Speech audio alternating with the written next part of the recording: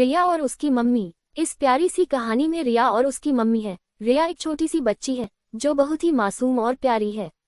उसकी मम्मी एक अध्यापिका है जो बच्चों को पढ़ाई में प्रेरित करने के लिए बहुत जुटी रहती है, जो कि एक बहुत समझदार टीचर और एक अच्छी माँ है। रिया के पिता बाहर शहर से दूर काम करते हैं, जो कभी कभी ही घर आते हैं। रिया अपनी माँ के साथ ज्यादा रहती है।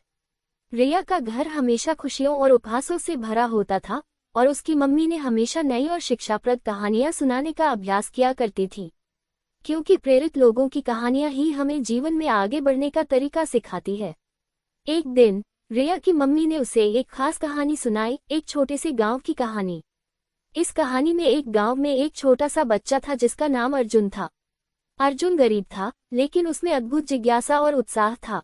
वह हमेशा नई बातें सीखने के लिए उत्सुक रहता था। रिया ने मम्मी से पूछा, मम्मी, क्या हमें भी ऐसी ही अद्भुत कहानियां सुनाऊंगी जो हमें कुछ सिखाएं और हमारे मनोबल को बढ़ाएं?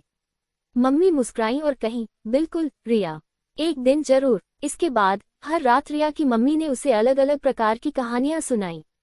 वे कहानियां न केवल मनोहर थीं, बल्कि उनमें एक सीख भी छुपी रहती थी।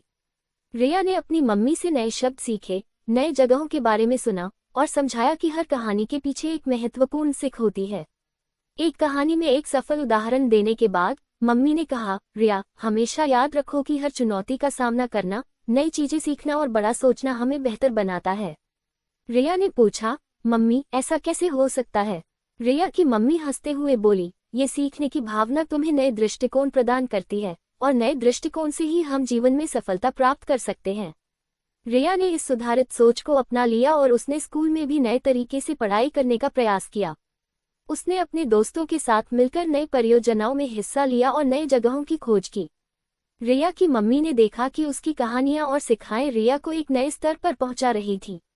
उनकी बेटी ने न केवल पढ़ाई में रुचि बढ़ाई, बल्कि उसने जीवन में हर क्षेत्र में नए दृष्टिकोण देखने का संकल्प भी किया। रिया और उसकी मम्मी की इस कहानी से हमें ये सीखने को मिलता है कि माता पिता की प्रेरणा और संबोधन से बच्चे नए सोच और सीख का संचार कर सकते हैं। एक अच्छी कहानी न केवल मनोहर होती है, बल्कि उसमें छुपे संदेश से हमें जीवन में सही दिशा दिखाई देती है। रिया और उसकी मम्मी की कहानियों के माध्यम से नए सपनों की ओर कदम